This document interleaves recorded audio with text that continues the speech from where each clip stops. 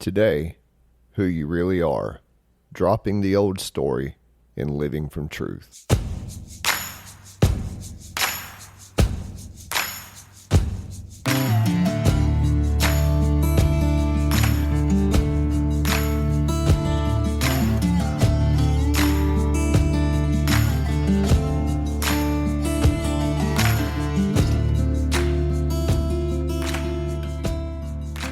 Welcome to Sacred Grit, a podcast for those rethinking faith and wanting something real.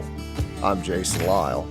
Together, we'll do the hard, sacred work of unlearning what harms, discovering what heals, and living with integrity. In today's episode, you'll learn how past habits and survival patterns shape the false identities we still live from today, why the present moment holds the power to set you free from old limiting narratives, and how choosing to live from the perfection of who you already are will transform your inner and outer life. This episode is brought to you by Air Georgia, Adventures in Recovery. Hey man, welcome back to the Sacred Grit Podcast. Good to have you here with me once again on the Sacred Grit. So, I've been thinking a lot about this identity thing, right? And the stories that we live from. And here's what has come to mind is, I grew up with struggling with my weight. I would go from, I've been as big as 285 pounds and, now I can maintain about 180 pounds. And this was back and forth. And I went to diet doctors. I went to, through all these different diets. I would try no fat diet. I would try no carb diet, the Atkins diet, all these different things. And, I would exercise a little bit here and there. And my weight would fluctuate way up, and then my weight would fluctuate way back down. And sometimes not way down, but, it'd come up and down. And I just struggled, and I would have these periods of time where I could kind of hold on to it, right? And then periods of time where it would just fall off for various reasons. But anyhow, it wasn't until one day, me and my friend Corey Dagg, we were out riding horses up here in North Georgia, and this is like in 2006, and we're riding along, and at that time, we're both still pretty mainline evangelical in our thought process. And Corey's always been a fit guy, took care of himself and made sure that he was, being healthy. And I just asked him to pray for me. I'm like, dude, I have small kids at the time.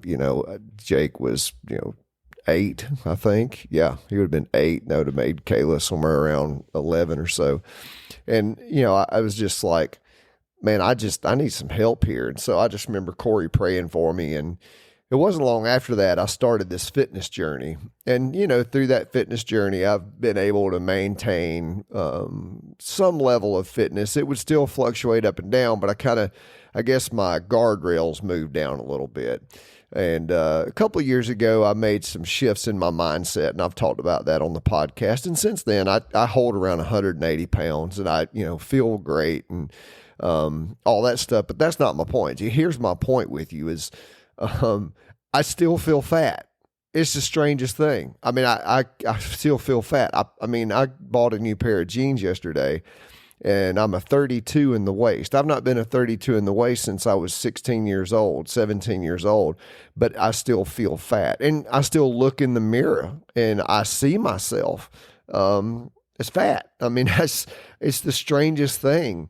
And even though I know that I'm not, there's just some mechanism in my mind that hasn't caught up with reality. That old story of who I used to be is just still hanging around in there. And it's just been this battle, that I still have. And here's the thing, that the reason why I feel like I have to be mindful of that is because if I was not careful, that old story could just drag me back into that old way of being, because I would just start believing that.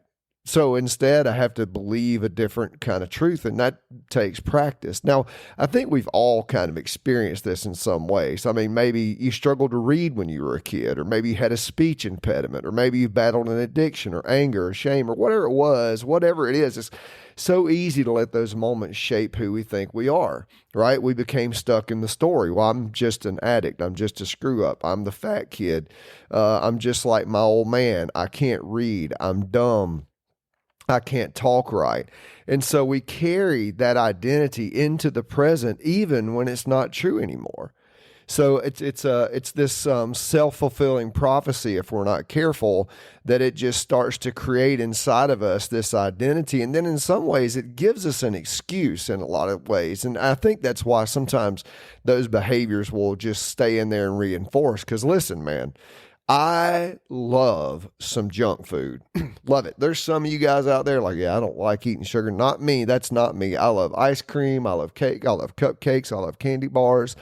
I mean, I could make my entire diet out of junk food, right? So if I can believe inside of me, well, I'm just an overweight fat kid, well, I can justify eating that way. And I think it goes, all the way down the line. If people say, well, I'm just an angry person, well, then we've given ourselves permission to be mean to other people.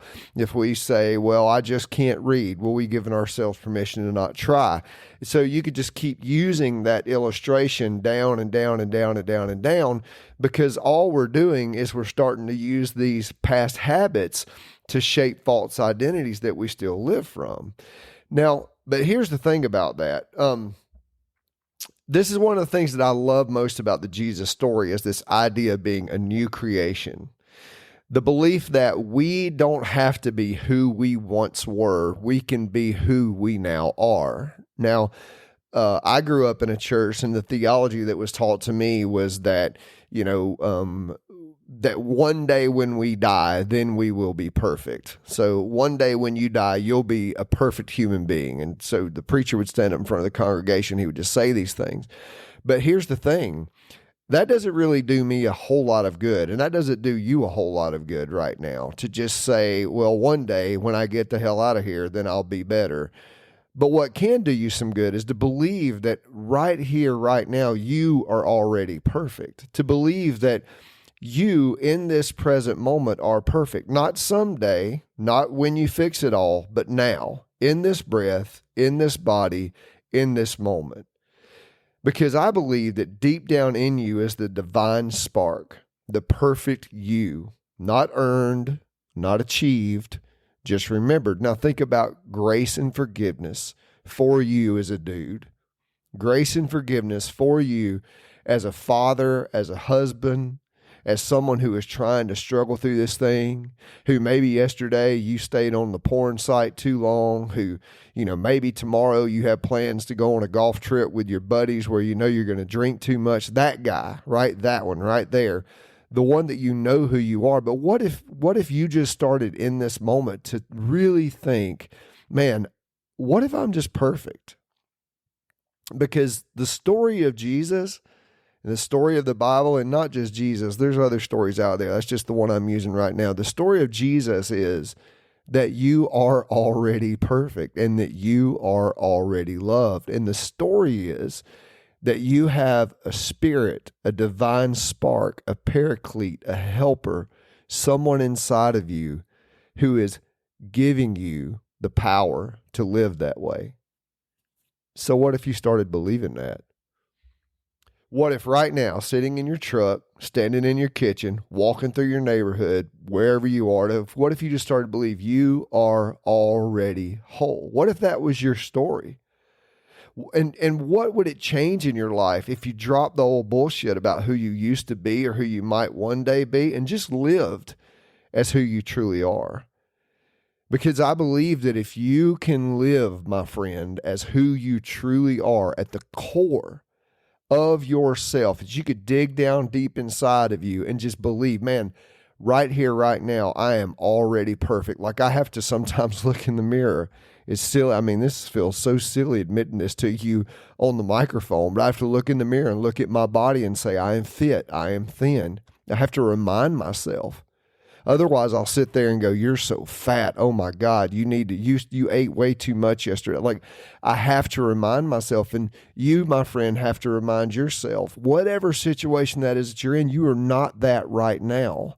You are something brand new, and not because of something that you might one day do or have done, but just simply because you are a human. You are perfect, loved, forgiven. None of those things you have done are what is right now, and none of the things you might be is right now. You are just you. Now, what if we all did that? What if every human on the face of the planet just dropped the shame, dropped the false identities, dropped the pressure, and we just live from truth?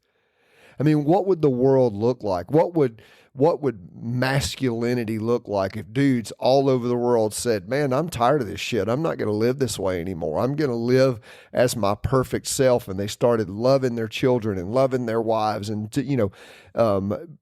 performing their jobs based off the truth of who they really are. I mean, I believe we could truly see this world change in a way that would be sustainable. Now, on Gritty Wednesday, I'm going to walk you through some practical ways to start training your mind and nervous system to trust that truth, because it's not about striving. It's about remembering. It's about remembering who you truly are. And when we live from that place, life will start to shift. Life will start to shift, and you'll find yourself living in a place of peace that surpasses all understanding and guards your heart and mind because you're believing who you already are. Guys, I hope this helps you out.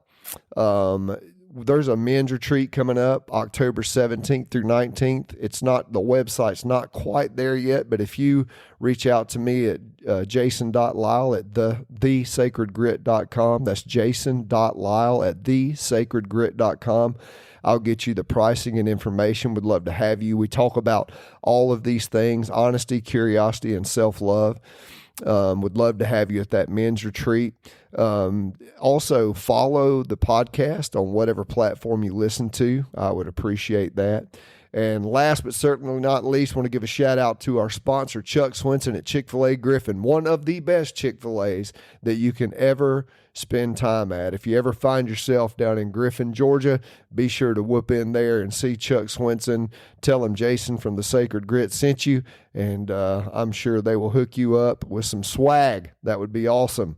All right, guys, I hope you have a great week. Thank you.